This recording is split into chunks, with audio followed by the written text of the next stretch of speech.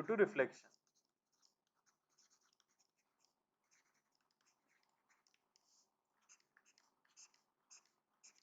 ठीक है ना। तो मान लो कि आपका प्लेन मिरर इस तरह से था और आपकी रे इस तरह से आके इंसिडेंट होती है किसी एंगल थीटा पे। तो हमें पता है कि रिफ्लेक्शन के बाद लॉ ऑफ रिफ्लेक्शन के हिसाब से इस तरह से चली जाएगी और जाएगी भी कितना एंगल पे, थीटा पे। तो हम देख सकते हैं कि रिफ्लेक्शन की वजह से रे का पाथ क्या हो गया है, डीविएट हो गया है।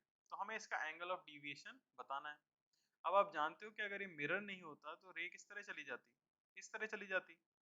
तो इसका डीविएशन का जो एंगल है वो आपको यहाँ पे दिख रहा है सीधे से डेल्टा, जिसे मैं बोल सकता हूँ एंगल ऑफ डीविएशन। उसकी वैल्यू कितनी होगी, तो हम देख सकते हैं सीधे सीधे उसकी वैल्यू हमें मिल जाएगी कितनी, पाई माइनस 2 थीटा। दिख रहा है, सिंपल ज्योमेट्री है।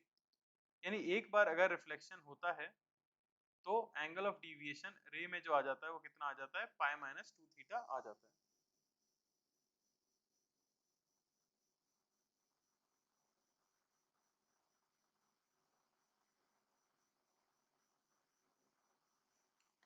ठीक है ना। तो आपका एंगल ऑफ डिविएशन निकल जाता है पाई माइनस 2 थीटा। यहाँ पे अगर मैं डायरेक्शन बोलूँ डिविएशन की क्या है, तो आप क्लॉकवाइज और एंटी क्लॉकवाइज में बताते हो कि डिविएशन कैसे हुआ है। तो यहाँ पे हम देख सकते हैं कि डिविएशन हुआ है पाई माइनस 2 थीटा और वो कितना होगा, क्लॉकवाइज। समझ आ रहा है सभी को, सिंपल है। तो इसके ऊपर जैसे क्वेश्चंस कैसे आएंगे, मान लो कि आपसे ऐसा बोला जाता है कि हमारे पास दो प्लेन मिरर्स हैं जो कि एक दूसरे से इंक्लाइंड है। ठीक है ना, ध्यान से देखना। दो प्लेन मिरर्स हैं जो कि एक दूसरे से इंक्लाइंड हैं, उनके बीच का एंगल हमें दिया गया है 60 डिग्री। और मान लो कि यहाँ से एक रे आके इंसिडेंट होती है 30 डिग्री पे। आपसे पूछा जाता है टोटल डिविएशन इन रे आफ्टर टू रिफ्लेक्शंस, यानी कि दो रिफ्लेक्शन होने के बाद रे में कितना नेट डिविएशन आ जाएगा। तो ये मैं आपको करके दिखा रहा हूँ। करने का तरीका हम समझ गए, फॉर्मूला हमें पता है पाई माइनस 2 थीटा हो जाएगा एक रिफ्लेक्शन की वजह से डिविएशन। तो सबसे पहले तो रे यहाँ से रिफ्लेक्ट होगी तो इस तरह से जाएगी। हम जानते हैं 30 पे इंसिडेंट हुई थी तो रिफ्लेक्ट भी 30 पर ही हुई होगी। समझ आ रहा है। तो यहाँ पे एक डिविएशन क्रिएट हुआ होगा, उसे मैं बोल देता हूँ डेल्टा वन। तो डेल्टा वन की वैल्यू मैं बता सकता हूँ कितना, पाई यानी कि 180 डिग्री माइनस 2 इंटू आई यानी कि 30 डिग्री। ये हमें मिल गया 120 डिग्री। और डायरेक्शन अगर मैं बोलूँ तो क्लॉकवाइज। समझ आया। अब दूसरी चीज अगर पूछी जाए, यहाँ से रे 30 डिग्री पे गई है। अब ये ट्राइंगल दिख रहा है आपको, इस ट्राइंगल में ये अगर 30 था तो सीधे से ये हमें मिल गया कितना है, 60। अगर ये 60 है तो ऑब्वियसली ये भी कितना होगा, 60। तो इस मिरर पे कितने पे इंसिडेंट हुई है मैं वो निकालना चाहूँ तो मैं एक परपेंडिकुलर ड्रॉ कर लूंगा। परपेंडिकुलर ड्रॉ कर लिया मैंने मिरर। अब एंगल ऑफ इंसिडेंस क्या है इस मिरर के लिए, ये है एंगल ऑफ इंसिडेंस। तो ये एंगल ऑफ इंसिडेंस कितना आ जाएगा, आप देख सकते हो ये पूरा 90 होता है, ये 60 है तो ये होगा 30 डिग्री। 30 डिग्री पे रे टकराई है तो ऑब्वियसली रे जाएगी भी कितने पे, 30 डिग्री पे। यहाँ से कुछ 30 डिग्री पे। तो इस रिफ्लेक्शन की वजह से भी एक डिविएशन आएगा। ये इस रे को कैसे जाना चाहिए था, ऐसे जाना चाहिए था, और वो गई कैसे है, ऐसे गई है। तो ये है आपका डेल्टा टू। डेल्टा टू में निकाल सकता हूँ। डेल्टा टू सिंपली क्या हो जाएगा, पाई माइनस 2 थीटा हमारा फॉर्मूला है, तो 180 माइनस 2 इंटू इस मिरर पे कितने एंगल पे इंसिडेंट हुई थी। तो मैं देख सकता हूँ इस मिरर पे जो इंसिडेंट हुई थी वो हुई है 30 डिग्री पे। तो फिर हमें मिल गया कितना, 120 डिग्री क्लॉकवाइज। समझ आई बात। तो टोटल डिविएशन क्योंकि दोनों क्लॉकवाइज हैं तो सिंपली क्या हो जाएंगे, ऐड हो जाएंगे। तो डेल्टा नेट दो रिफ्लेक्शन के बाद मैं आपको बता सकता हूँ 240 डिग्री क्लॉकवाइज, या इसी को हम कह देते हैं क्या, 120 डिग्री एंटी क्लॉकवाइज। क्यों, क्योंकि deviation of theta clockwise is equivalent to deviation of 360 degree minus theta anti clockwise. ये तो सिंपल लॉजिक वाली बात है। थीटा से क्लॉकवाइज घूमो या 360 माइनस थीटा से एंटी क्लॉकवाइज घूमो, दोनों एक ही बात है। क्या ये क्लियर हुआ सभी को, किस तरह से सॉल्व किया जाता है। तो नेट डिविएशन हम जो बताएंगे वो कितना आ गया हमारा, 240 डिग्री क्लॉकवाइज या फिर 120 डिग्री एंटी क्लॉकवाइज। सवाल कर सकते हो आप। चलो क्वेश्चन कर लेते हैं।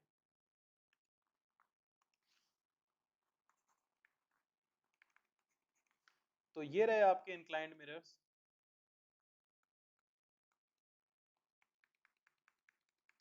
इनके बीच का एंगल मैं मान लेता हूँ 70 डिग्री है, और रे आके इंसिडेंट होती है हमारी 40 डिग्री पे। आपको बताना है डिविएशन इन रे after two reflections.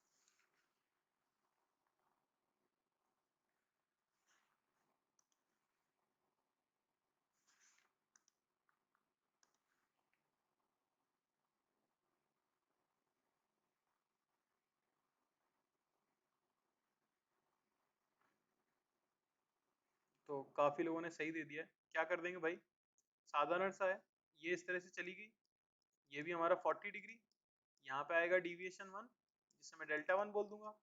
Delta 1 180 minus 2 theta, यानी कि 100 डिग्री। किस तरफ, क्लॉकवाइज। कोई दिक्कत नहीं इसमें। अब यहाँ पे देखेंगे ये 40 है, तो ये ऑब्वियसली कितना मिल जाएगा हमें, 50, क्योंकि टोटल 90 होना चाहिए। और ये हमें मिल गया कितना, 120, तो ये हमें मिल गया कितना, 60। तो इस मिरर पे कितने पे गिरी होगी, 30 पे, तो जाएगी भी कितने पे, 30 पे। तो यहाँ पे आएगा हमारा डिविएशन 2, और डेल्टा 2 की वैल्यू कितनी होगी, वो होगी 180 डिग्री माइनस 2 इंटू 30 डिग्री, यानी कि 120 डिग्री क्लॉकवाइज। टोटल डिविएशन आप साफ देख सकते हो, डेल्टा नेट की वैल्यू आपको मिल गई कितनी, 220 डिग्री क्लॉकवाइज, या इसी को मैं क्या कह सकता हूँ, 140 डिग्री एंटी क्लॉकवाइज। अरे समझ आया कि नहीं, कोई समस्या किसी को। चलो एक और करेंगे प्रैक्टिस।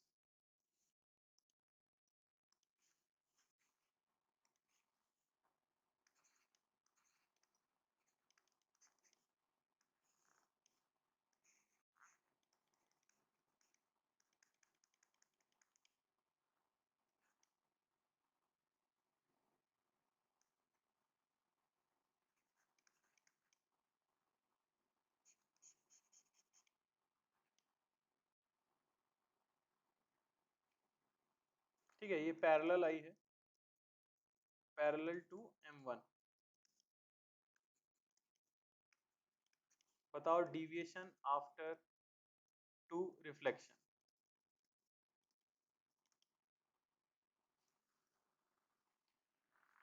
कोई बात नहीं भाई, नेटवर्क इशू, आप बार बार रिज्वाइन करो, कोई दिक्कत नहीं।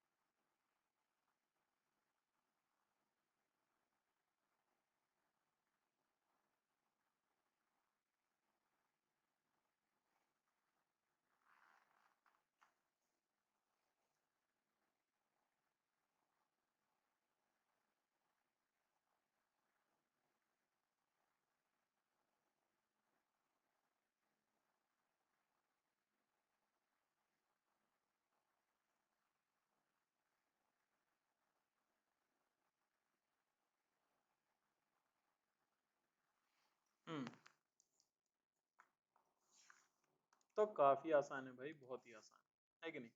नॉर्मल ड्रॉ कर दिया भाई, ये हमें पता है 80 डिग्री है, तो ये हमारा आ गया 10 डिग्री। 10 डिग्री पे आएगी तो जाएगी भी 10 डिग्री पे। तो यहाँ सबसे पहले डिविएशन हुआ है, ये है आपका deviation delta one. Delta one की वैल्यू हो गई 180 डिग्री माइनस 2 इंटू आई, यानी कि 160 डिग्री, और डायरेक्शन है हमारी एंटी क्लॉकवाइज। अरे समझ आया कि नहीं। ये 10 डिग्री है, तो ये बचा हुआ कितना हो गया भाई, 80 डिग्री। तो ये कितना हो गया, 80 80 160 हो चुका है। तो ये हमें बचा कितना, 20 डिग्री। तो यहाँ पे इंसिडेंट कितने पे हुई है, 70 डिग्री। तो जाएगी भी कितने पे, 70 डिग्री। तो यहाँ हुआ है आपका डेल्टा टू। डेल्टा टू की वैल्यू कितनी हो गई, 180 डिग्री माइनस 2 इंटू आई 70 डिग्री, यानी कि 40 डिग्री एंटी क्लॉकवाइज। नेट आपको मिल गया delta net 200 degree anti clockwise या 160 डिग्री क्लॉकवाइज। अरे समझ आ रहा है कि नहीं, आसान है एकदम, निकाल सकते हो। अरे कर सकते हैं कि नहीं।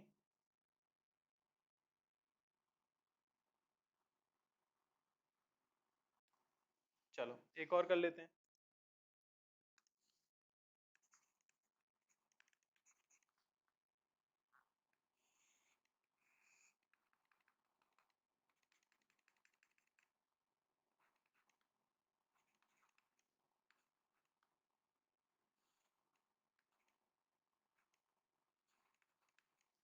बताओ डेल्टा आफ्टर टू रिफ्लेक्शन।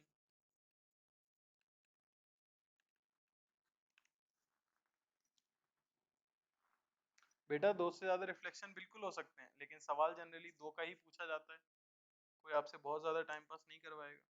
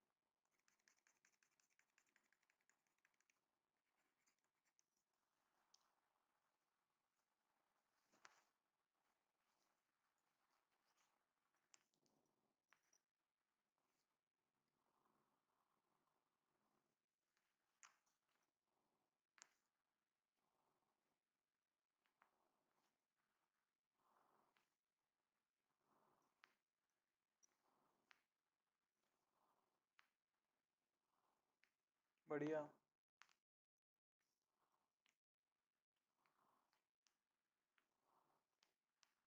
तो मनोस्विता का सही आंसर आया है, बहुत बढ़िया।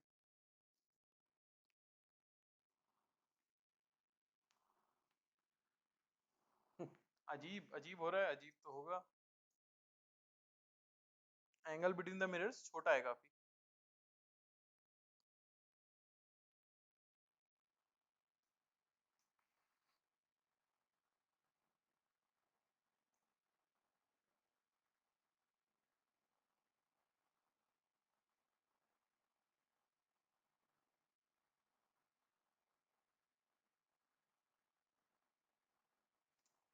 देख लेते हैं अभी।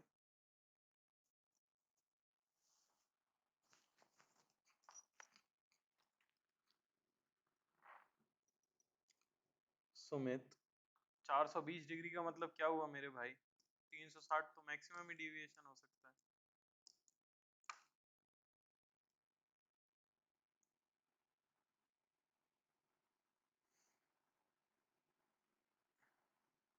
चलो भाई बता देता हूँ मैं ये भी। ज्योमेट्री लगा रहे हैं और कुछ नहीं कर रहे हैं, ये रे लौट के गई हमारी, ये एंगल भी 60 डिग्री, ये एंगल आपका 30 डिग्री, टोटल हुआ 50 डिग्री। तो ये कितना बचा भाई, 130 डिग्री। अरे दिखा के नहीं, यानी कि नॉर्मल कैसा होगा, ये तो 90 से बड़ा है ना, नॉर्मल तो इस मिरर के साथ 90 ही बना रहा होगा। तो इंसिडेंस एंगल क्या हुआ, 90 माइनस 130, यानी कि कितना हो गया, 130 माइनस 90 यानी कि 40। तो इस मिरर पे 40 डिग्री पे गिरा है, तो जाएगा भी कितने पे, 40 डिग्री पे।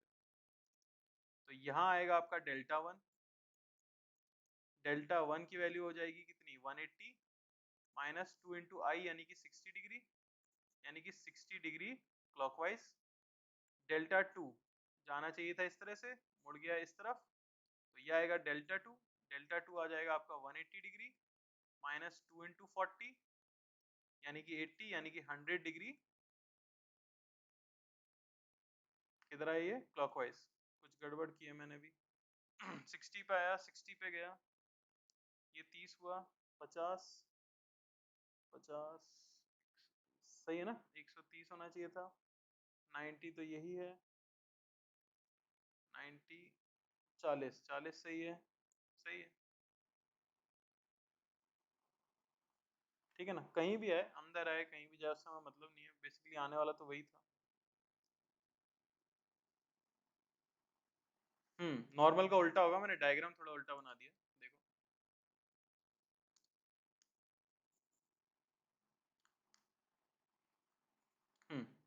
तो नॉर्मल हम बना चुके हैं यहाँ पे। अब यहाँ पे गिरा इधर 40 डिग्री पे, तो जाएगा कैसे, जाएगा इस तरफ 40 डिग्री पे, ठीक है ना।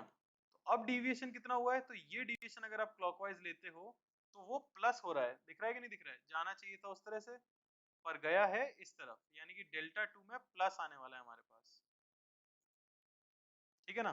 यानी कि कितना आ गया है हमारे पास, 80, 180 प्लस 80 यानी कि 260, 260 डिग्री क्लॉकवाइज।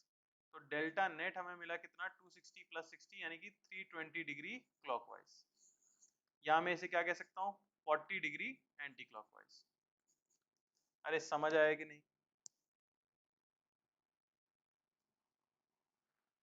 अरे बोलो,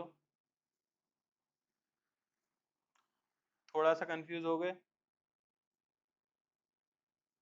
थोड़ा सा कष्ट और हुआ होगा शायद।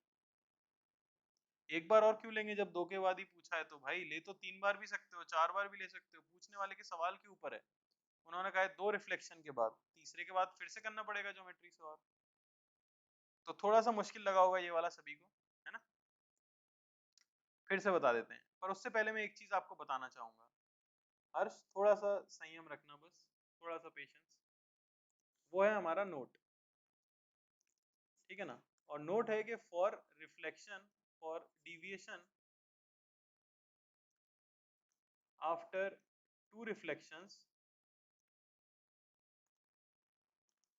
जैसे मुझे ये मिरर्स दिए हुए हैं इस तरह से,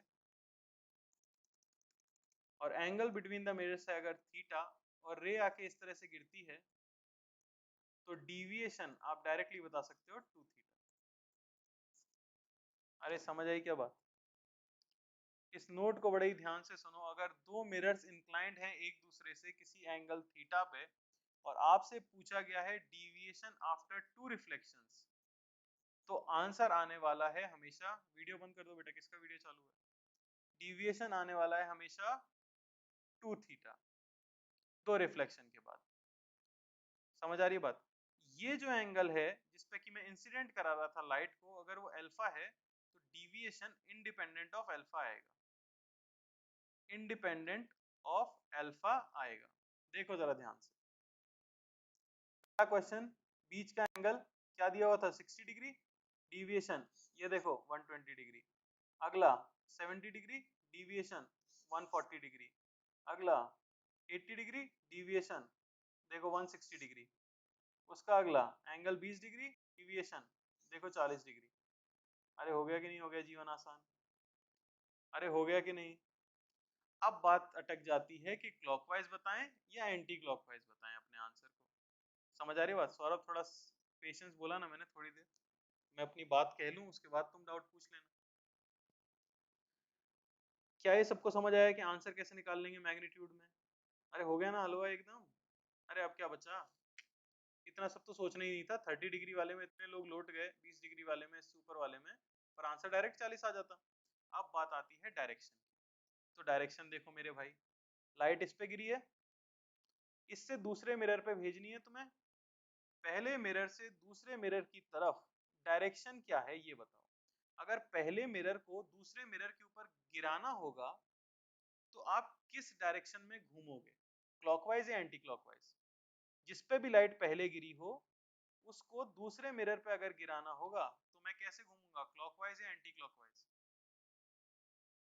एंटी क्लॉकवाइज, तो आंसर है एंटी क्लॉकवाइज। तो बेसिकली डायरेक्शन आपको कहां से मिलेगी, place first incidence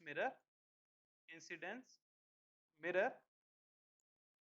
on second, पहले इंसिडेंस मिरर को दूसरे के ऊपर प्लेस करो, जो आपको डायरेक्शन मिलेगी वही आंसर होगा। एक बार चेक कर लें भाई सही भी है कि नहीं। पहला क्वेश्चन 60 डिग्री, पहले लाइट कहाँ गिरी है, इस पे, इस पे से उस पे जाना है, कैसे घूमे भाई, anti clockwise 120 degree anti clockwise. 70 degree कहाँ गिरी है पहले, इधर, इस पे से इस पे जाना है, कैसे, anti clockwise 140 degree anti clockwise. Third, पहले किस पे गिरी है, M2, M2 से M1 को के ऊपर गिराना है, M2 को M1 के ऊपर गिराना है, कैसे,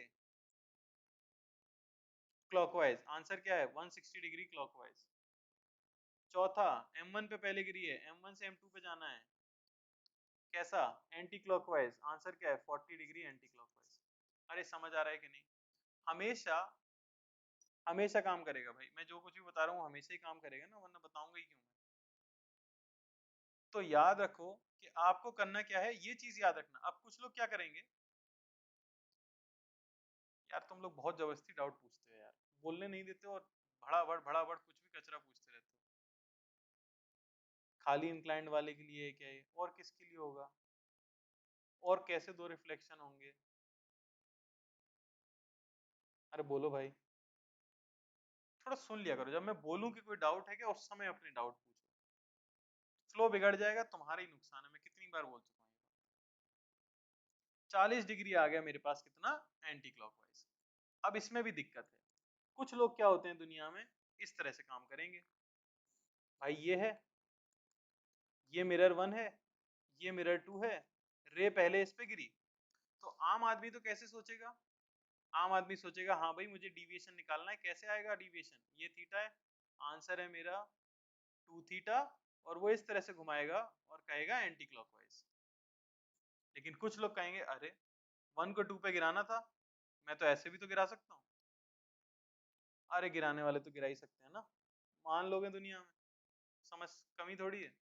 तो उनका आंसर तो क्या आ गया मेरे भाई, क्लॉकवाइज। अब वो कहेंगे आपकी ट्रिक तो काम नहीं की। तो उसके लिए मैं एक श्योर मेथड बता दूं कि अपना राइट हैंड, जो कि इतना इंपॉर्टेंट हो गया, आपको 12th में समझ आ ही गया होगा, राइट हैंड को पहले मिरर पे प्लेस करो, जैसे राइट हैंड थंब रूल करते थे मेरे भाई, याद है कि नहीं है? राइट हैंड को इंसिडेंट वाले मिरर पे प्लेस करो और उसे घुमाओ दूसरे वाले मिरर की डायरेक्शन में। समझ आई बात? जैसे पहले इंसिडेंस M2 पे हुआ है तो इसकी तरफ अपने हाथ को प्लेस करना है मुझे और दूसरे मिरर की तरफ घुमाना है। अब देखो, अगर मैंने हाथ प्लेस कर लिया होगा M2 के ऊपर, तो M1 के ऊपर जिस डायरेक्शन में मैंने यहाँ शो किया था उस डायरेक्शन में हाथ घुमा पाना पॉसिबल नहीं होगा। अरे समझ आ रही है क्या बात? तो श्योरिटी के लिए हमेशा क्या करेंगे, पहले मिरर के ऊपर हाथ को प्लेस कर लेंगे और दूसरे की तरफ उसे घुमा देंगे। अरे बोलो, अब बोलो, किसी को कोई डाउट है क्या? हैंड रेज कर दो अपना, मैं आपको अनम्यूट कर दूंगा, अपना डाउट पूछ सकते हो। जी हाँ।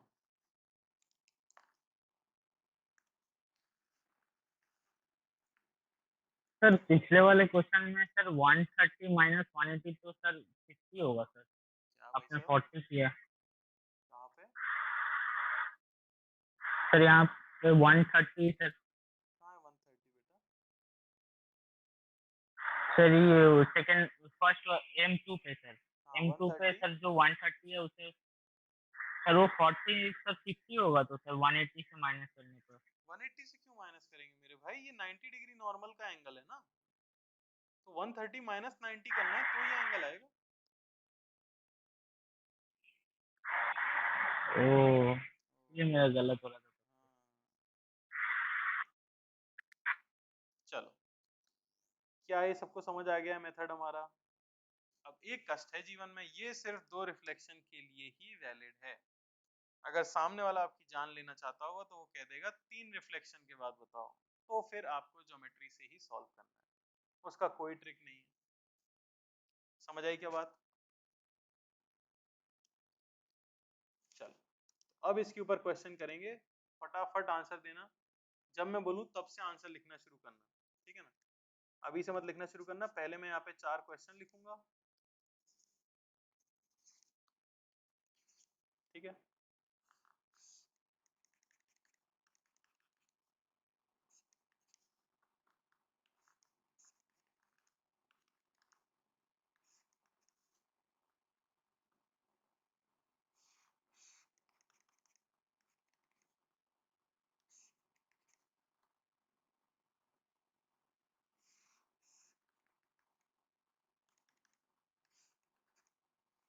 ठीक है भाई, तो पहले वाले में मैं लेता हूँ 37 डिग्री, दूसरे में मैं लेता हूँ 123 डिग्री, तीसरे में मैं ले रहा हूँ 167 डिग्री, और चौथे में मैं ले रहा हूँ 5 डिग्री।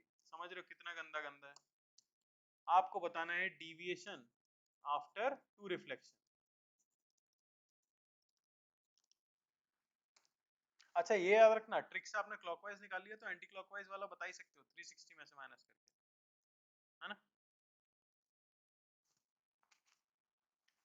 लिखो भाई चारों का आंसर एक साथ, क्या आएगा? एंगल ऑफ इंसिडेंस से तो इंडिपेंडेंट है, हमें पता लग गया 2 रिफ्लेक्शन के लिए सिर्फ।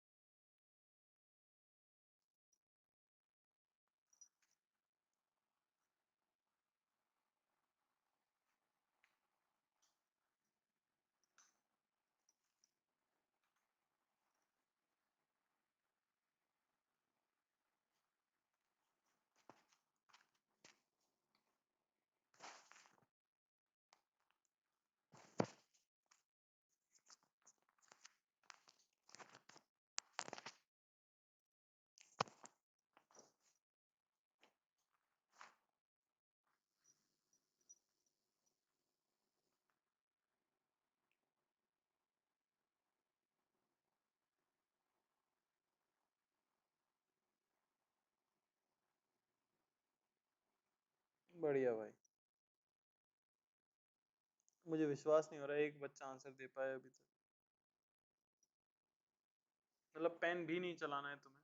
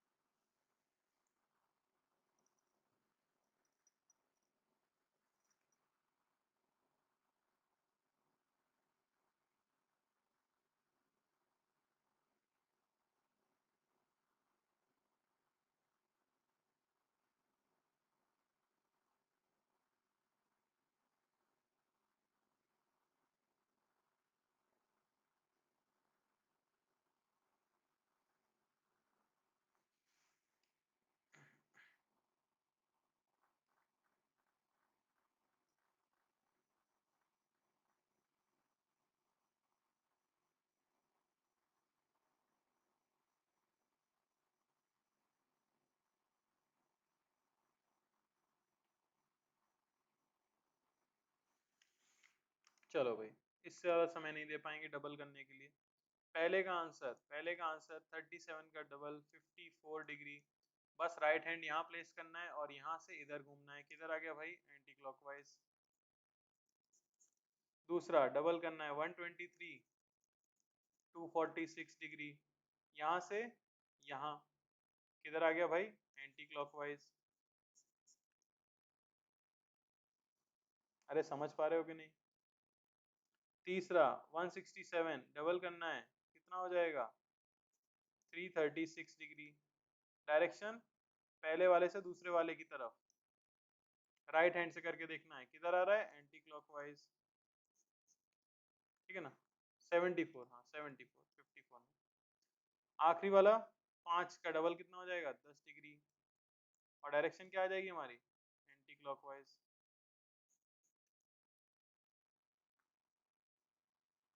थ्री 34। अरे समझ आ रहा है क्या, साधारण सी ट्रिक है, बढ़ जाएं आगे, क्लियर हो गया हो तो।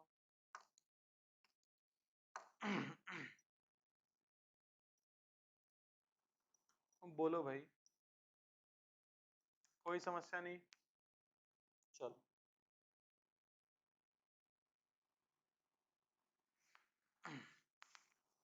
तो इस तरह से आप निकाल सकते हो एंगल ऑफ डिविएशन। अब 3 वाला क्वेश्चन अगर आपको मिल जाए तो आपकी किस्मत है, थोड़ा सा लेंदी हो जाएगा, ठीक है ना, और कुछ नहीं है, ज्योमेट्री उसमें लगानी पड़ेगी, उसमें कोई ट्रिक नहीं है हमारे पास।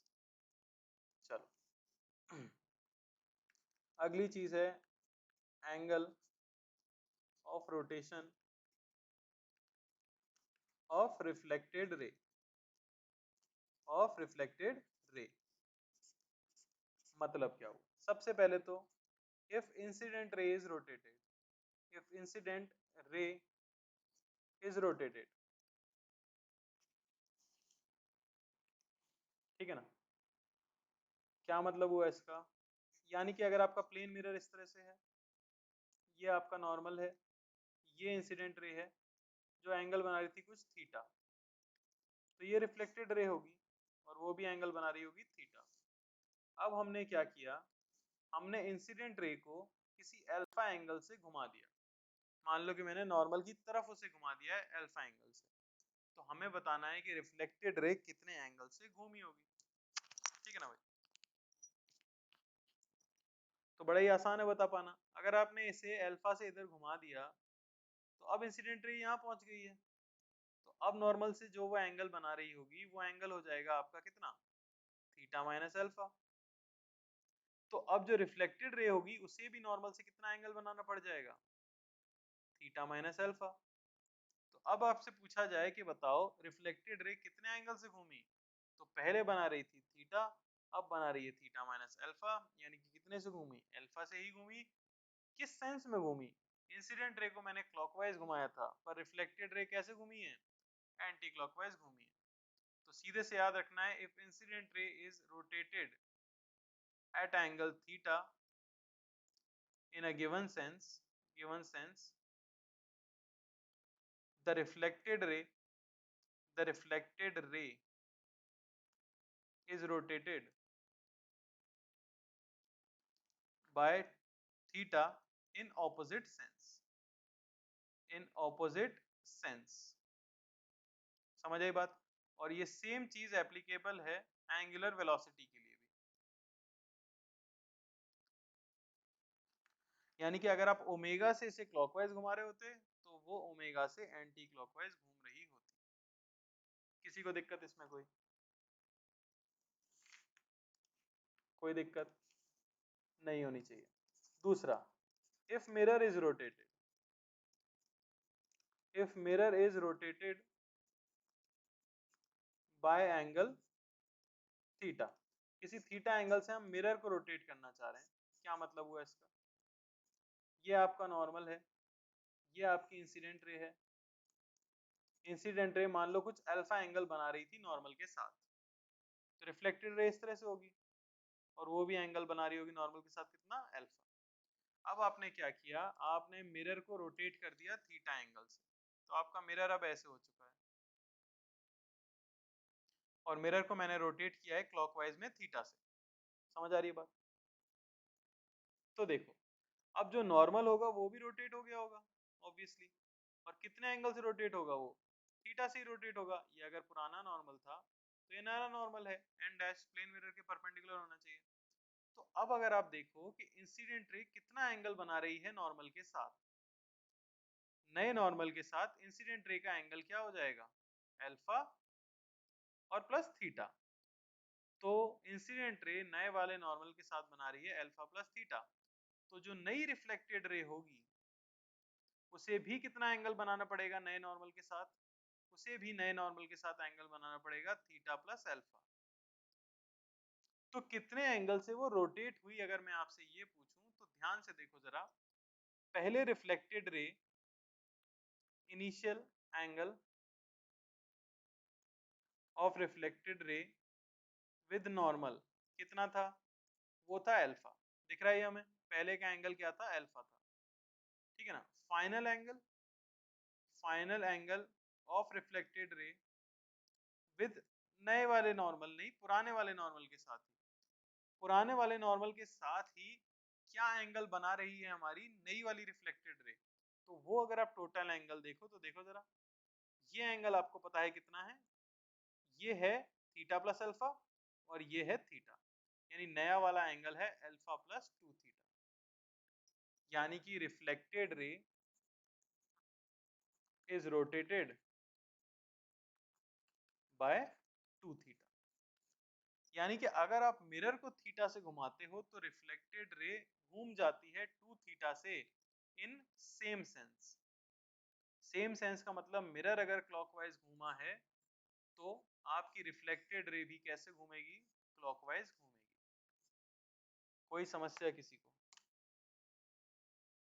बोलो भाई, क्या समझ नहीं आया मेरे भाई?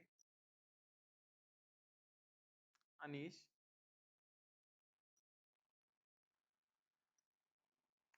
फाइनल एंगल वाला बेटा ज्योमेट्री है, थोड़ी आंखें खोलो। पहले का नॉर्मल दिख रहा है, ये पहले की रिफ्लेक्टेड रे दिख रही है, पहले के नॉर्मल के साथ कितना एंगल बना रही है? अल्फा।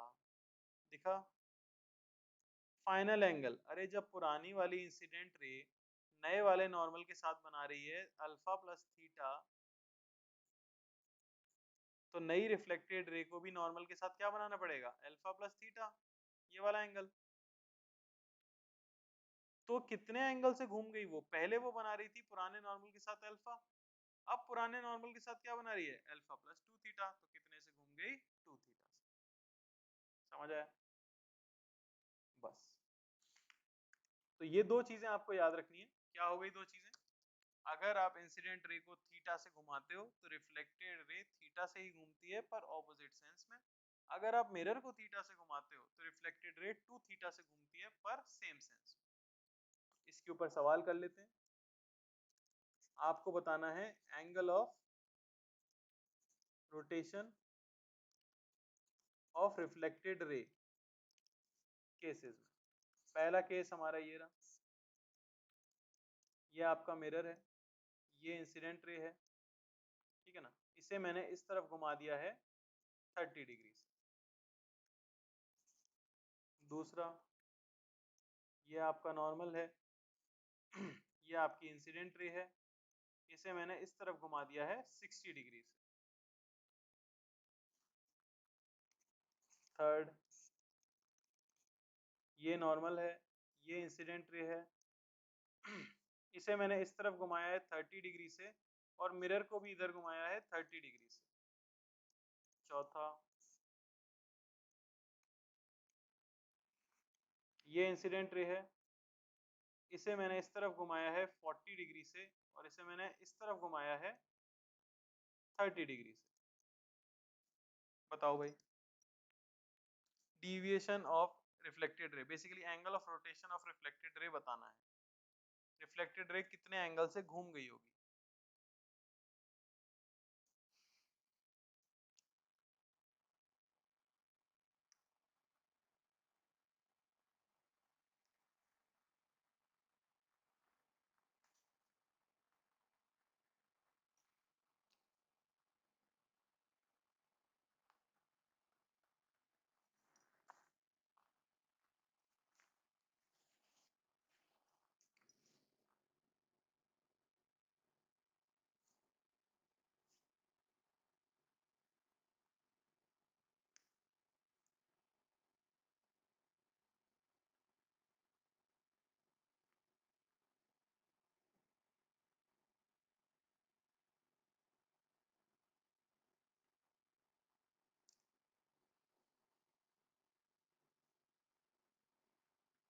सौम्य डायरेक्शन भी बतानी है, क्लॉकवाइज एंटी क्लॉकवाइज कैसे घूमी है।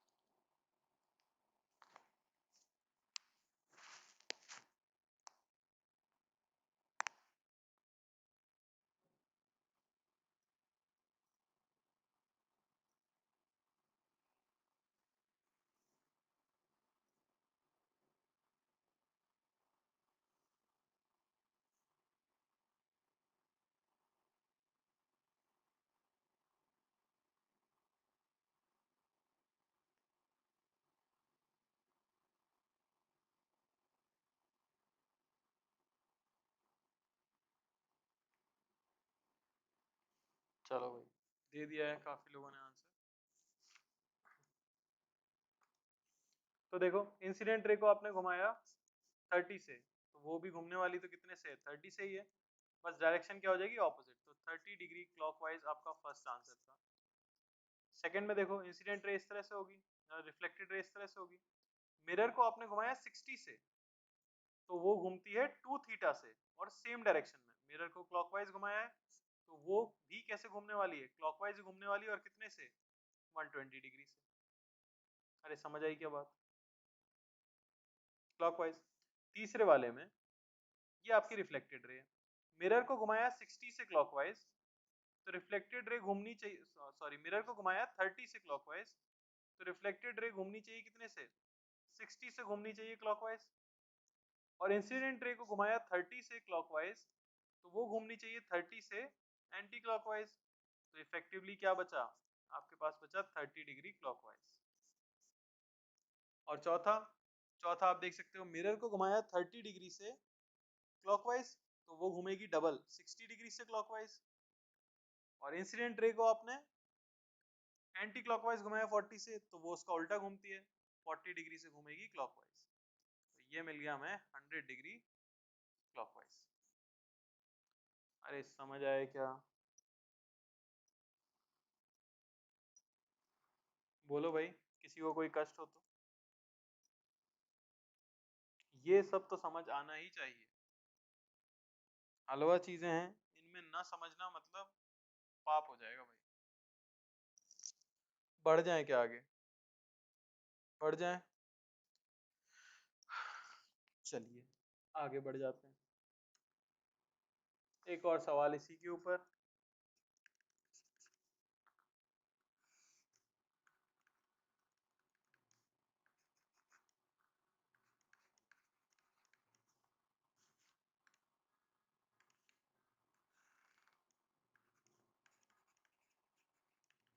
तो एक वर्टिकल रे आती है जो कि एक इंक्लाइंड मिरर पे गिरती है, आपको बताना है angle by which mirror must be rotated, mirror must be rotated to make reflected ray horizontal। अगर आप रिफ्लेक्टेड रे को हॉरिजॉन्टल करना चाहते हैं, तो कितने एंगल से हमें मिरर को घुमा देना चाहिए, बताइए।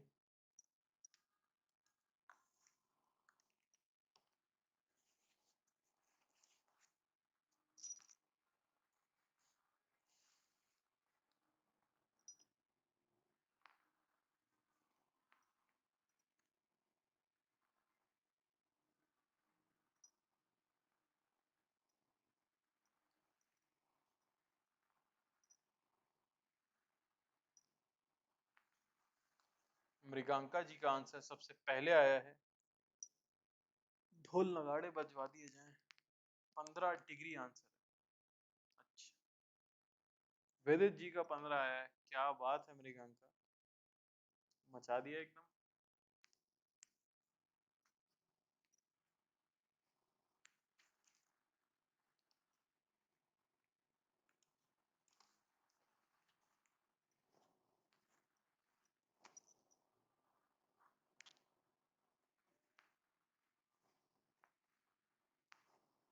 डायरेक्शन भी लिखें अपने आंसर के साथ, क्लॉकवाइज घुमाएं एंटी क्लॉकवाइज घुमाएं। अभिनवा ने 30 दिया है आंसर।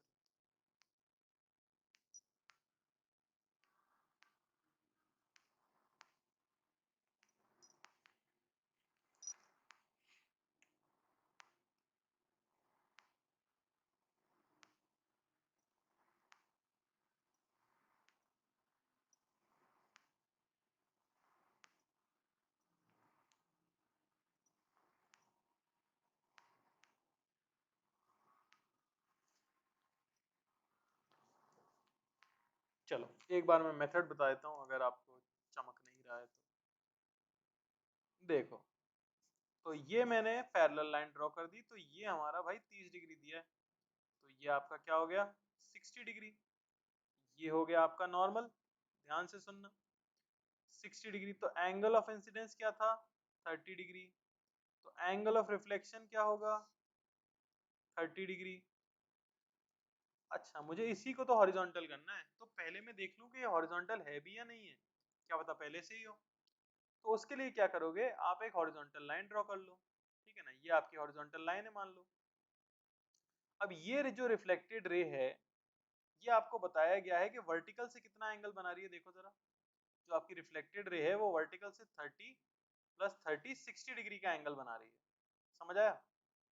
यानी कि मैंने डायग्राम सही नहीं बनाया है, तो आपको फील नहीं आएगी। मैं एक बार रीड्रॉ कर देता हूँ। तो ये जो बनेगी ये कुछ ऐसी बनने वाली है, ठीक है ना, कुछ इस तरह से जा रही है। अच्छा, तो ये टोटल एंगल वर्टिकल से कितना है? 60 है। हॉरिजॉन्टल कैसे होगा? हॉरिजॉन्टल ये होता है, वर्टिकल से हॉरिजॉन्टल बनाता है 90 डिग्री, यानी कि अभी हमारी रिफ्लेक्टेड रे हॉरिजॉन्टल से बना रही है 30 डिग्री। अरे समझ आया कि नहीं? अभी हमारी रे हॉरिजॉन्टल से बना रही है 30 डिग्री। अब आपको पता है मिरर को अगर आप रोटेट करते हो थीटा से, तो रिफ्लेक्टेड रे रोटेट होती है 2 थीटा से। तो 2 थीटा आपको बताया गया है, इस रे को मैं रोटेट कर दूं अगर 30 डिग्री से क्लॉकवाइज, सॉरी एंटी क्लॉकवाइज, तो हमारा काम हो जाएगा। तो ये मैंने कर दिया क्या, 30। तो मुझे देखो थीटा क्या मिला, मुझे थीटा मिला 15 डिग्री और एंटी क्लॉकवाइज, क्योंकि सेम सेंस में घूमती है। तो ये हो गया हमारा एक आंसर। अरे समझ आई कि नहीं बात? अरे समझ आया कि नहीं? अब यही एक आंसर नहीं है। जेई वालों के जीवन में समस्या ये है कि मल्टीपल ऑप्शन आते हैं। ये भी तो संभव था कि मैं मिरर को ऐसे कर दूं, इतना घुमा दूं कि वो ऐसा हो गया, और अब रे आके यहाँ टकरा के इस तरह से चली गई। अरे समझ आया कि नहीं? यानी कि रे को मैं कहाँ भेज दूं, इस तरफ भेज दूं, यहाँ हॉरिजॉन्टल कर दूं। तो सोचो रे कितने एंगल से घूमी होगी। आप ये देख सकते हो रे कितने एंगल से घूमी होगी, ये 30, ये 30 और ये 90। तो रे हमारी घूमी होगी बेसिकली 150 डिग्री से। तो इसमें आपको रे को घुमाना है 150 डिग्री से, और कैसे घुमाना है, क्लॉकवाइज। तो आपको मिरर को घुमाना चाहिए कैसे, 75 डिग्री से anti clockwise, sorry clockwise, same sense होता है इसलिए। अरे समझ आया कि नहीं? दोनों तरफ जाना पॉसिबल है ना। मैंने रे को इतना घुमा दिया, रेखांका को डायरेक्शन समझनी है बेटा। रे इस तरह 30 डिग्री ऊपर है, रे को हॉरिजॉन्टल करना है, कैसे है ये एरो, क्लॉकवाइज है एंटी क्लॉकवाइज है? आंखें खोलो, एंटी क्लॉकवाइज है। तो मिरर को भी कैसे घुमाना होगा, एंटी क्लॉकवाइज ही घुमाना होगा, क्योंकि जिस डायरेक्शन में मिरर को घुमाते हैं उसी डायरेक्शन में रिफ्लेक्टेड रे घूमती है। अरे समझ आया क्या? एक और सवाल करेंगे तब जाके थोड़ी बहुत फील आएगी, अभी तो शायद 3-4 बच्चों को समझ आया होगा, काफी धीमे लोग हैं। दूसरा देखो, एक और कर लेता हूँ भाई। ये रहा दूसरा सवाल। इस बार मैं ले रहा हूँ 40 डिग्री और ये आके रे गिरी है। बताइए angle of rotation of mirror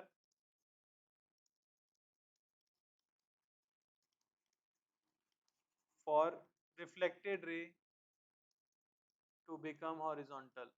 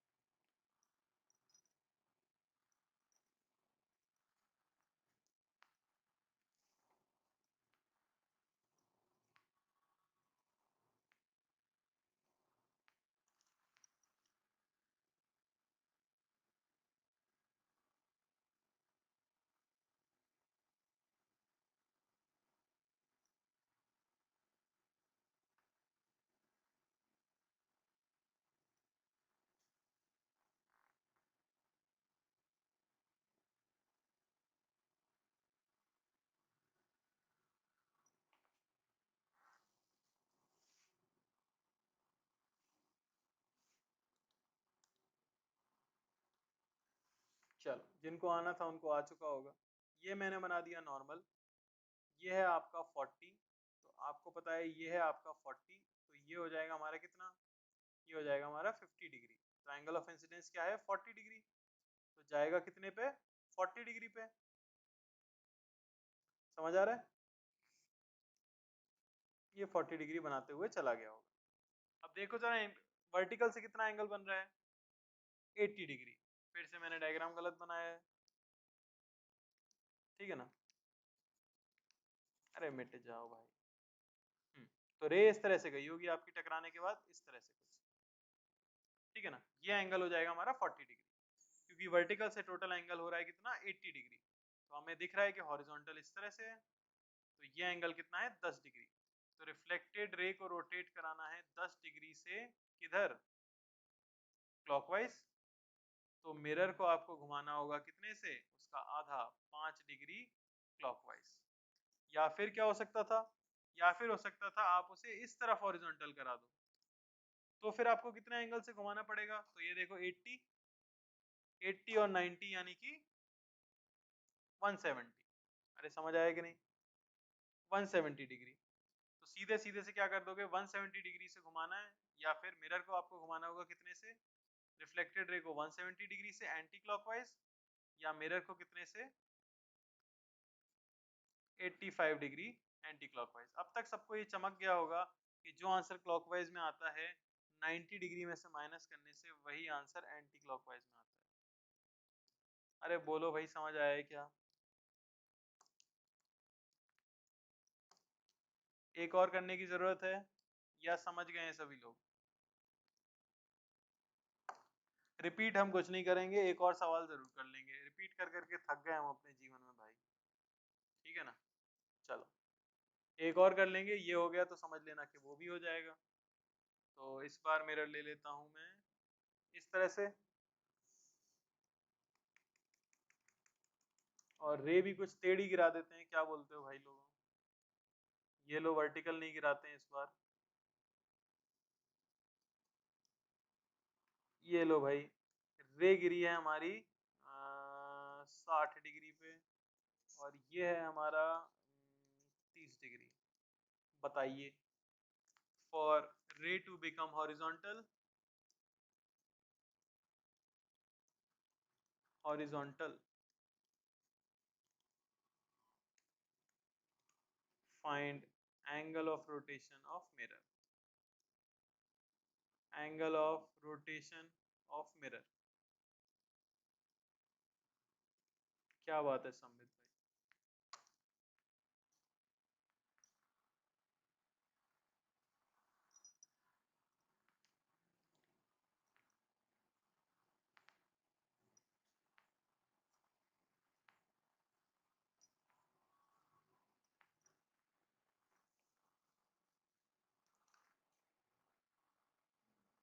अरे हो ठीक है, वर्टिकल ही है तो आंसर बताओ ना।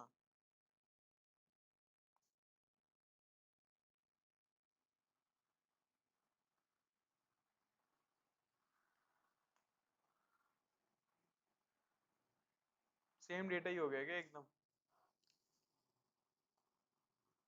अरे यार, लो आंसर भी चिपकाए जा रहे हैं, कोई बोल भी नहीं रहा है कि डेटा सेम।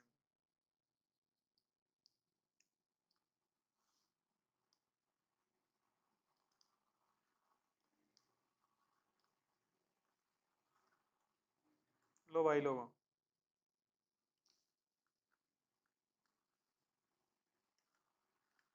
बताओ।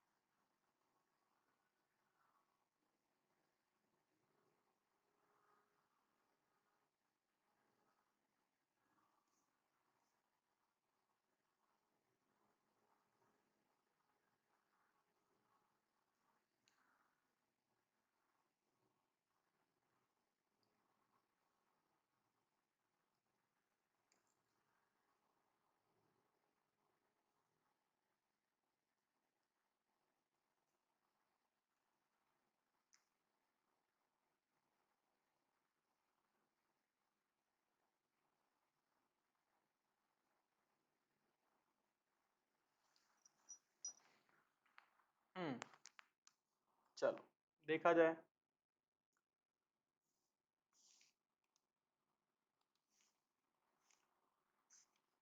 ये है 50 डिग्री, 50 और 45 इंसिडेंट रे एंगल बना रही है 95 डिग्री हॉरिजॉन्टल के साथ, यानी ये तो इस तरह से गिरी ही नहीं है। रे कैसी रही होगी आपकी?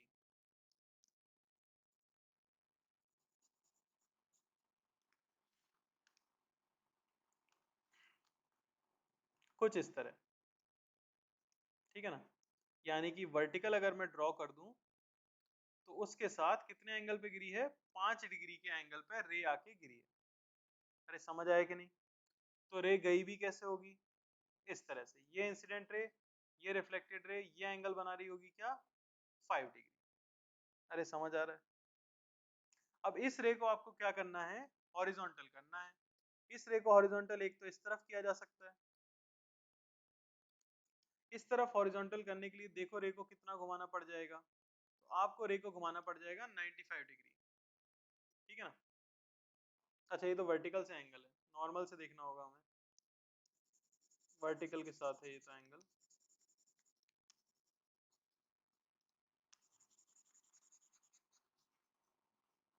हम्म,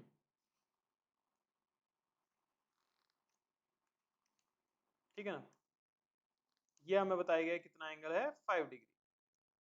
टोटल हमें बताया गया था कितना? 45 डिग्री। तो ये आपका 40 डिग्री नॉर्मल ड्रॉ कर लो भाई। यहाँ पे नॉर्मल से एंगल कितना हो जाएगा? तो ये आपको 45 बताया है, ये कितना हो जाएगा?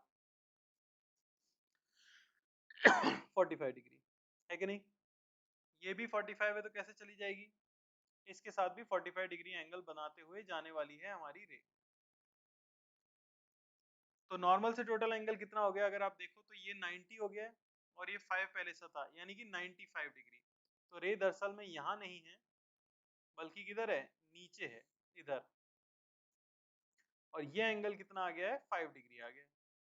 अब इसे आपको घुमाना है, यानी कि कितने से घुमाना है? क्लॉकवाइज घुमाना है 5 डिग्री। तो रिफ्लेक्टेड रे को घुमाना है 5 डिग्री क्लॉकवाइज, तो फिर मिरर को घुमाना पड़ेगा आपको 2.5 डिग्री क्लॉकवाइज। अरे समझ आया कि नहीं? बोलो भाई, डायग्राम बना बना के देखना है। अरे बोलो, एक सेकंड रुको जरा, तब तक सोचो।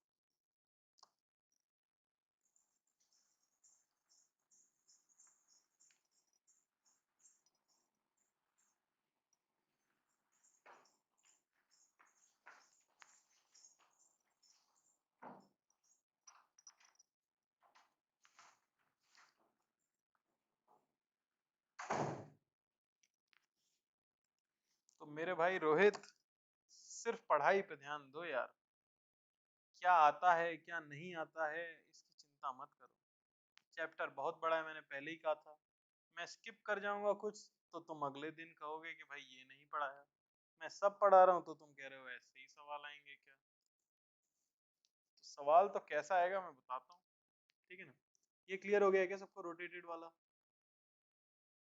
आगे बढ़ जाते हैं भाई, चलो मेन चीज पे चल लेते हैं, ठीक है।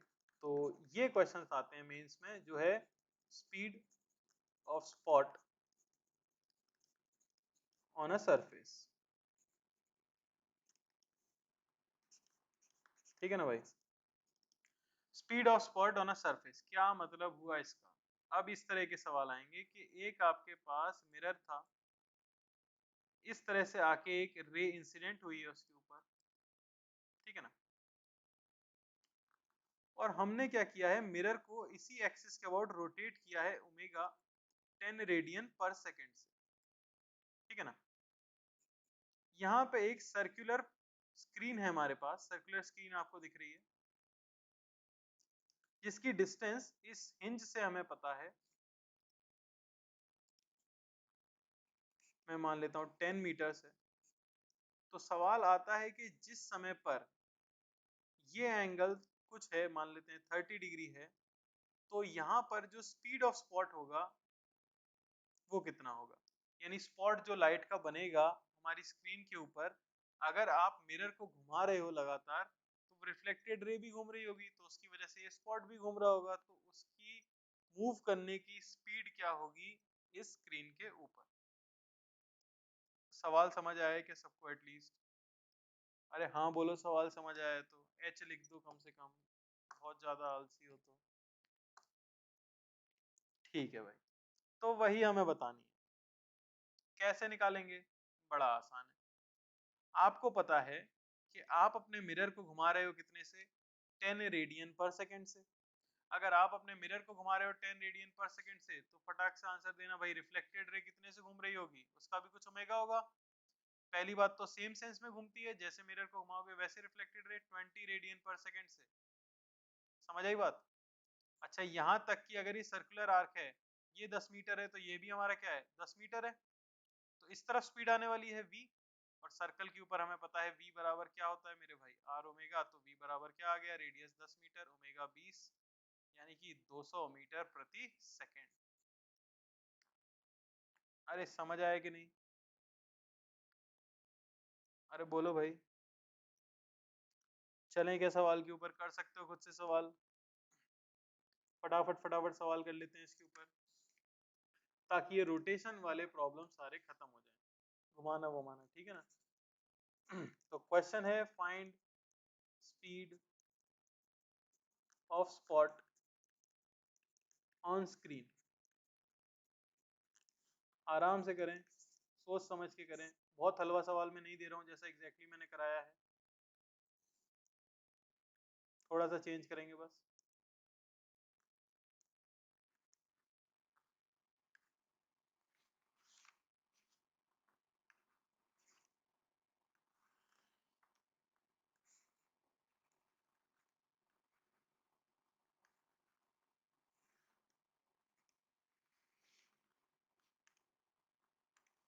हाँ भाई, तो इसे घुमाया जा रहा है, कलर का है नहीं बदला,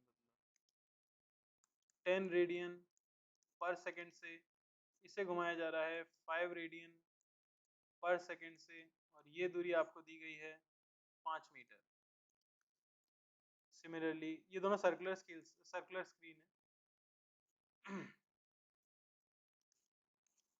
इसे घुमाया गया है 10 रेडियन पर सेकंड से, इसे घुमाया गया है 5 रेडियन पर सेकंड से, ये दूरी हमारी 20 मीटर है। बताओ,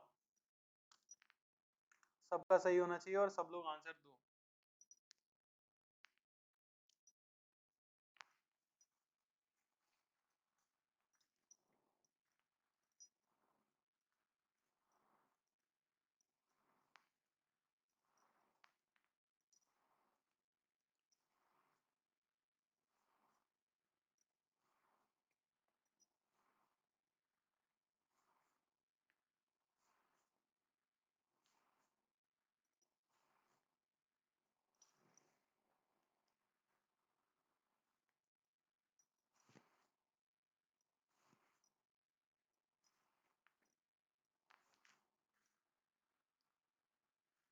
v बराबर r ओमेगा,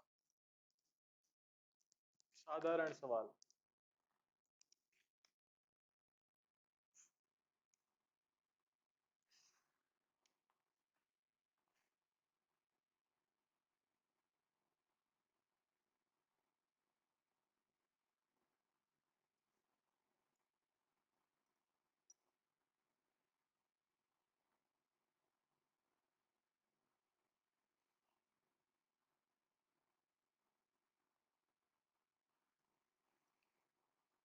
तो बस रिफ्लेक्टेड रे का ओमेगा निकालना है, रिफ्लेक्टेड रे का ओमेगा निकालना है। इंसिडेंट रे क्लॉकवाइज जा रही है 10 से, रिफ्लेक्टेड रे इंसिडेंस का उल्टा करती है, तो वो एंटी क्लॉकवाइज जाएगी 10 से। मिरर जा रहा है 5 से क्लॉकवाइज, मिरर का डबल करती है और वो सेम सेंस में, यानी 10 से जाएगी वो क्लॉकवाइज। भाई 10 से एंटी क्लॉकवाइज, 10 से क्लॉकवाइज, अर्थात नहीं, स्पीड 0, स्पॉट अपनी ही जगह पे रुका रहेगा। अरे चमका कि नहीं। अगला सवाल, B part, reflected ray. Incident ray आपने घुमाई है क्लॉकवाइज 10 से, रिफ्लेक्टेड रे उसका उल्टा कर दिया यानी एंटी क्लॉकवाइज 10 से। मिरर घुमाया आपने एंटी क्लॉकवाइज 5 से, उसका डबल करती है और सेम डायरेक्शन में, यानी कि 10 एंटी क्लॉकवाइज, तो नेट स्पीड कुछ यहाँ पे आने वाली है। v बराबर हो जाएगा रेडियस 20 मीटर इंटू ओमेगा जो कि 20 आ गया है, यानी 400 मीटर पर सेकेंड। किसी को कोई डाउट फटाक से बोलो, आगे बढ़ जाए अगले क्वेश्चन पे। किसी को कोई डाउट? भाई बड़ी आसान सी चीज है, इंसिडेंट रे थीटा से घूमी, रिफ्लेक्टेड रे थीटा से घूमेगी ऑपोजिट सेंस में, मिरर घूमा थीटा से, रिफ्लेक्टेड रे घूमेगी टू थीटा से सेम सेंस में। चलिए तीसरा सवाल,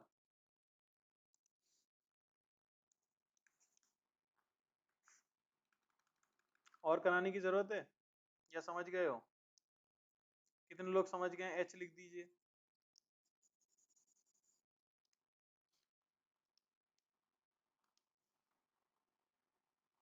जी हाँ, समझ गए तो ये एक और कर लेते हैं, चलो शगुन के लिए।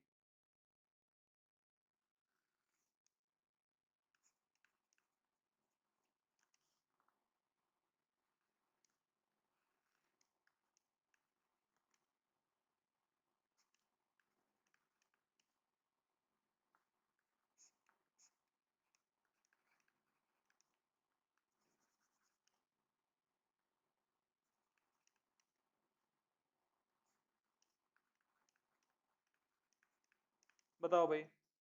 हाँ इस बार स्क्रीन फ्लैट है, सर्कुलर नहीं है। अयान जी ने दिए जला दिए, वाह, ये सब कैसे होता है इसमें?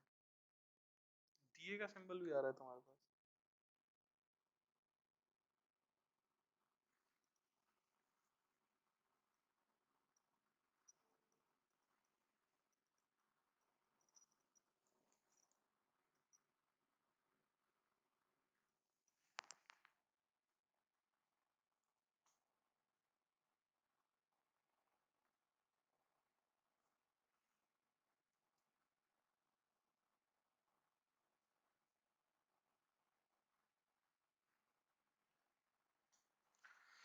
तो अगर आपने अच्छे से पढ़ाई की है तो बेसिक मैथ्स में मैंने ये सवाल कराया था, एक टॉर्च लगाई थी और उसकी स्क्रीन पे स्पीड पूछी थी, किसी को याद आ रहा है क्या? बेसिक मैथ्स, बचपन जब शुरू हुआ था तुम्हारा। तुम्हें तो नहीं आएगा बेटा मृगांका, तुम्हारे जीवन में तो कुछ याद आ पाना संभव नहीं है। डीपीपी दिया था, जो लोग नो कह रहे हैं ना, उनके पास अगर डीपीपी हो, ये तो इसलिए मुझे पता है कि पक्का हुआ होगा क्योंकि डीपीपी तो डिस्ट्रीब्यूट हुई थी स्टार्ट में, अगर आपको याद हो। tan थीटा अज्यूम करते थे, rate of change of y with respect to x निकालते थे, बेसिक मैथ्स का क्वेश्चन है। अब जिन्होंने जिंदगी में पढ़ाई की है, जिन्होंने डीपीपी शायद कभी देखी भी थी, जिन्होंने उस पर पोहे रख के खा लिए, उनको तो नहीं याद होगा। जिन्होंने उसे सॉल्व किया था उन्हें थोड़ी बहुत झलक आ रही होगी, है ना? ट्रायंगल बनाते थे, एक्स वाई मानते थे, ना बोलना तो बड़ा आसान है। इस तरह y लेता था, x लेता था, थीटा लेता था, y बराबर x tan थीटा, dy बराबर dy बाई dt बराबर, खैर छोड़ो।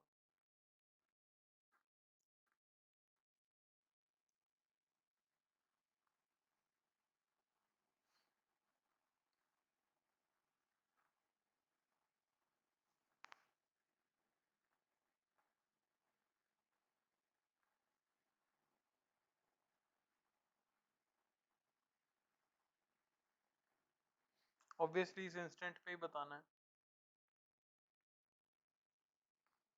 आंसर बेटा देखना पड़ेगा। पर अभिनव अभिरूप तुम दोनों सेम आंसर दे रहे हो तो सही हो सकता है।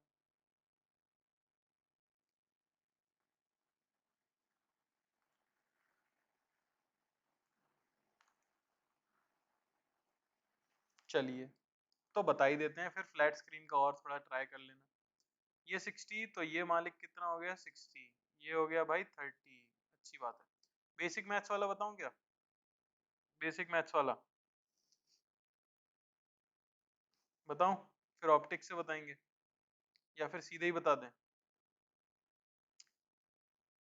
तो पहले तो रॉड का ओमेगा, ये ओमेगा इस तरफ आएगा, ये तो क्लियर हो जाना चाहिए, कितना आएगा 10 आएगा, इसमें डाउट नहीं होना चाहिए पहले, ठीक है ना? तो जो बेसिक मैथ्स में मैंने दिया था उसमें मैंने ये ओमेगा आपको दिया था, यहाँ टॉर्च रखी थी वो घूम रही थी। अच्छा अब इसको मैं जनरल थीटा ले लेता हूँ, और इसको मैं हाइट y ले लेता हूँ, तो tan थीटा भाई मैं क्या लिख सकता हूँ, tan थीटा में लिख सकता हूँ y/10, तो y को मैं लिख सकता हूँ tan थीटा। टाइम के रिस्पेक्ट में डिफरेंशिएट करो, dy/dt को मैं लिख सकता हूँ tan sec square theta d थीटा/dt। tan sec square theta की वैल्यू कितनी है, 30 डिग्री है। d थीटा/dt का मतलब क्या हुआ, थीटा चेंज होने की रेट। अच्छा थीटा कौन चेंज करेगा, ओमेगा। आपको पता है 10 से कंप्रेस हो रहा है, तो बेसिकली ये क्या है 10 रेडियन पर सेकेंड। ये आ गया 10 इंटू 10 इंटू सेक 30 की वैल्यू क्या हो जाएगी 2/√3 यानी कि 4/3। तो हमें आंसर क्या मिला यहाँ से 400/3 मीटर पर सेकेंड, यही आया ना। अरे समझ आया क्या, ये था बेसिक मैथ्स का मेथड जो आपको उस समय पढ़ाया गया था। अरे समझ आया। अब देखो सर्कुलर मोशन, सर्कुलर मोशन देख लो मेरे भाई। dy/dt तो होता है ना y के चेंज होने की रेट ही तो स्पीड होगी स्पॉट की, स्पॉट को तो y ही चेंज करेगा ना, स्पीड ही तो चेंज करेगी। अब देखो बेसिक मैथ्स का मेथड, सॉरी अब देखो सर ज्योमेट्रिकल ऑप्टिक्स। तो अब हमें पता है क्या होने वाला है, सिंपली ओमेगा हमें मिल चुका है 10 रेडियन पर सेकेंड। अगर सर्कुलर स्क्रीन होती, अगर सर्कुलर स्क्रीन होती, मैं रीड्रॉ कर देता हूँ यहाँ पे,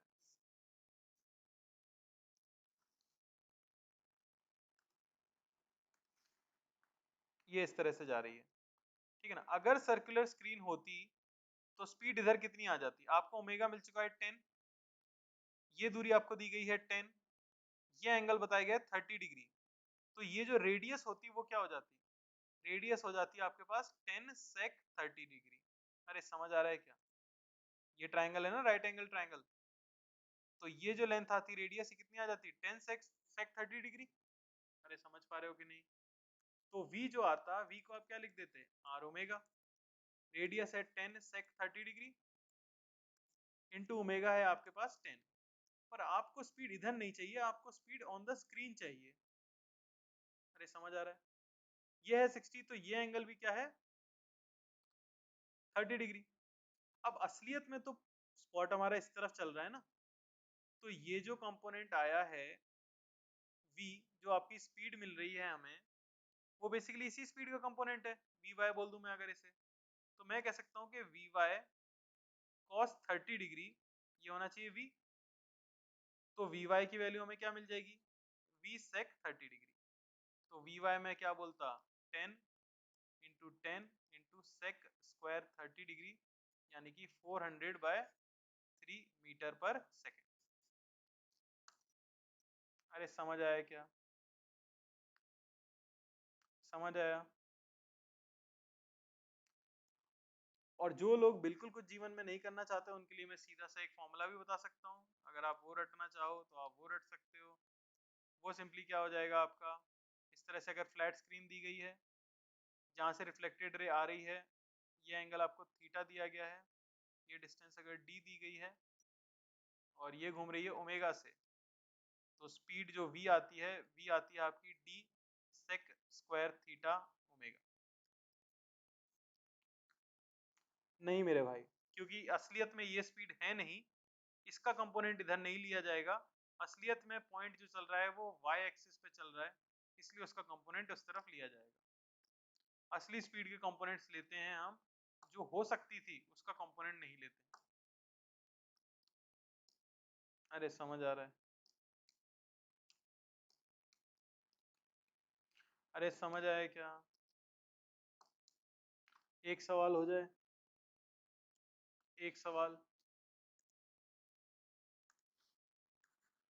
आखिरी सवाल, सबका सही होना चाहिए भाई, बड़ा सा डायग्राम बना रहा हूँ।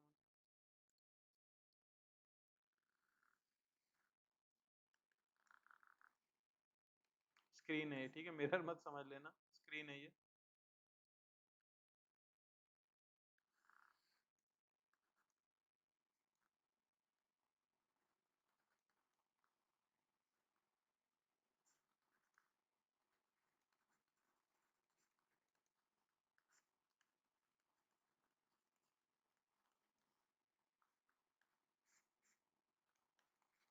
बताओ भाई, speed of spot, speed of spot क्या होगी?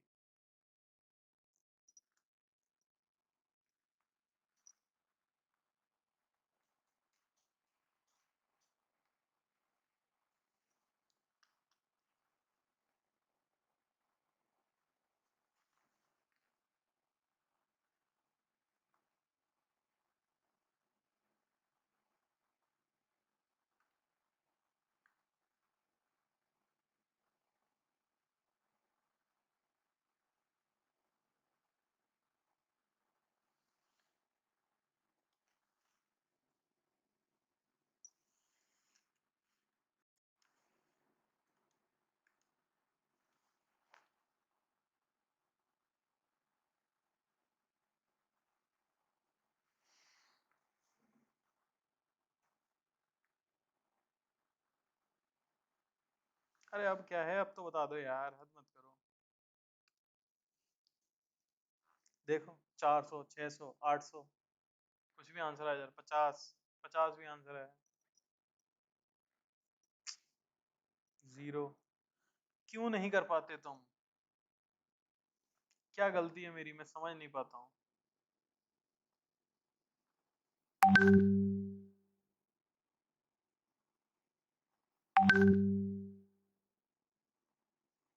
बस ओमेगा ही तो निकालना है तुम्हें।